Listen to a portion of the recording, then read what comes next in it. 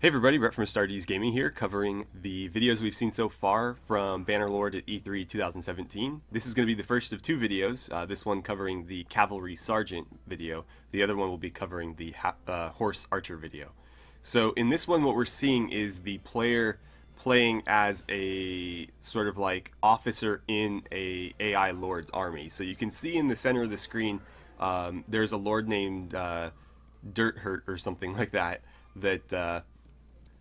probably Dirthert, I imagine, but anyway, he's issuing the player like broad orders, and then the player is actually giving, you know, more specific orders to his actual men. So he's playing as an officer in another army, which is something that you could never do before, with the exception of like certain mods. But even then, you couldn't really, you know, do what they're showing here. You could serve in an AI Lord's army, but you couldn't be like an officer within it.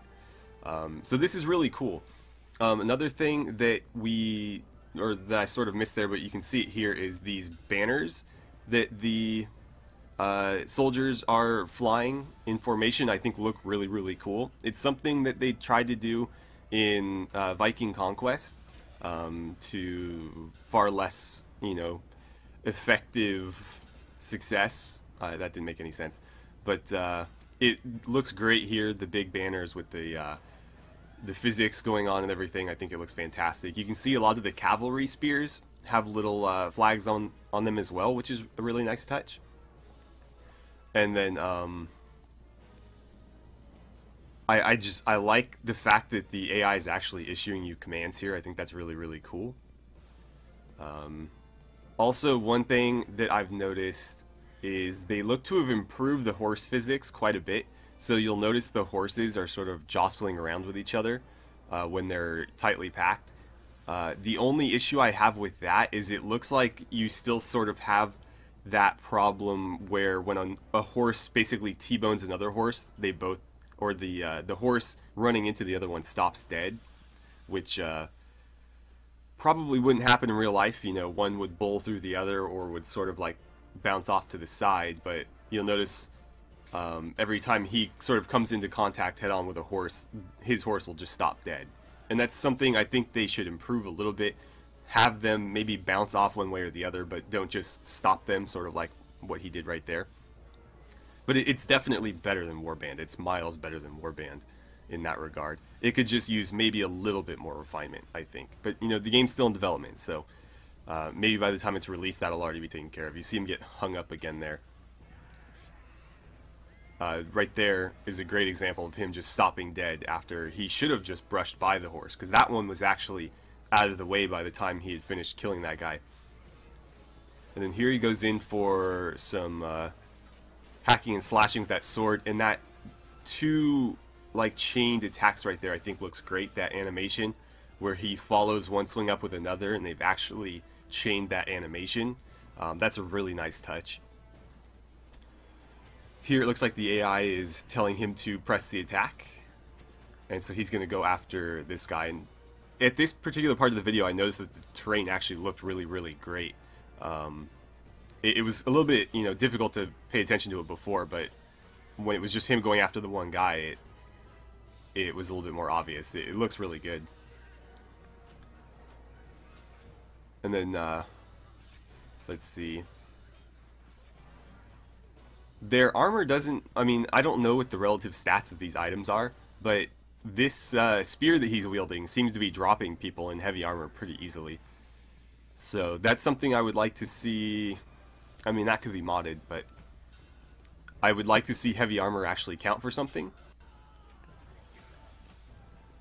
I can't tell when he's getting kills or not. I'm trying to pay attention to his kill feed and watch what's happening on screen, because I don't think it's saying whether or not he's killing people. But it almost seemed like he didn't drop those archers with his sword, but he was one-shotting the heavier cavalry with a spear. I'm not sure about that though. There we get another nice shot of the banners waving, and here's the enemy waving theirs, and I think that's a great touch. They look like they're not being held by the enemy or something though. If he comes back around, I'll try to get a better look. But it looks like they're mounted to the guy's back or something, which is fine. I mean, that means the guy can still fight as a regular soldier. But I think, you know, holding them in hand would be just as cool. So let's see. Yeah, they're suspended weird. It almost looks like they're not attached. Let's try to get a look at this one. Yeah, I can't see with the god rays coming in over the hill there. But the fighting looks fast-paced and frantic, and that is very, very good. Okay, so we kind of see it there. Yeah, he's not actually holding it, nor is it attached to him. It's just sticking out of his character. That's something that definitely needs to be fixed. The cavalry, it sort of looks like it's mounted to their backs or something, but the infantry, at least for that one particular guy, it wasn't on his back, it was like inside of him. Yeah, you can actually see it there. That one's sticking straight up out of the guy's horse.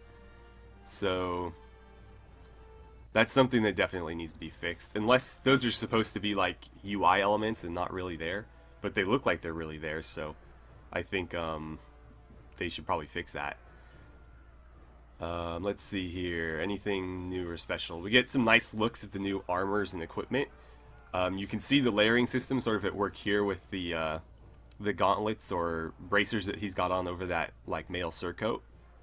And actually, I'm going to pause here, and we're going to take a look at some of the units that we've got going on. So it looks like he was part of the Volandian army, which if you've watched my videos on the various factions, these guys are sort of the precursor to the Swadians, which were like the heavy knight faction from Warband. And he was up against the, it just says Imperial, so we don't know what part of the Empire it is. Again, there's 3 parts, so it could be any one of the 3. They're all using the same units. And that's something, again, that I wasn't super excited about. Having 3 separate factions all with the same exact troops is a little bit samey for me, but you know, mods can fix that, I suppose. So we have infantrymen, veteran infantrymen, legionaries. I wonder what the distinction between those are. And then we have some cavalry, it looks like, and more of the same. Okay. And then the Volandians have obviously infantrymen as well. That seems to be just like their catch-all name. Maybe the legionaries are the equivalent of the sergeants. They look to have similar, if you look at the little like unit portrait here, they look to be in a similar pose. Well, I guess all the infantry does, doesn't it? So I don't know what exactly these guys are. Obviously, sergeant is something above the infantrymen and like a minor officer title. Not in the same sense that it would be used in modern times, but still, you know, above a regular foot soldier.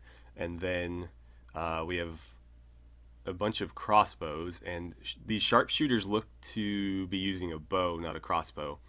So it looks like the Volandians will have crossbowmen and archers, which makes sense because, again, this is where the I'm completely blanking on my names right now. This is where the faction of Rhodoks is supposed to have split off from. So they would have, you know, before that had both the heavy cavalry of the Swadians and the, you know, skilled crossbowmen of the Rhodoks faction. So it's kind of cool to see that there. But it looks like every faction is going to have at least some degree of crossbows and archers. Maybe some more than others. You know, some factions will focus on bows almost exclusively. Some will focus on crossbows almost exclusively, but it looks like there's always going to be at least a slight mix. So that's really all I've got for this video. I just wanted to give you guys sort of my reaction on it. I'm really excited for this. It looks great. I'm not sure why they've held it back this long because the gameplay looks fantastic. Like, this looks definitely playable. But, you know, maybe they're having... Well, we knew that they were having engine issues and that they lost one of their lead developers, so I'm sure that set them back. But I can't wait to get my hands on it. I hope they do some sort of early access or beta release like they did with Warband or Mountain Blade. But yeah, so thank you guys for watching. I always have a great time covering some Bannerlord and getting hyped up for it with you guys, and I look forward to seeing you back here for the next video.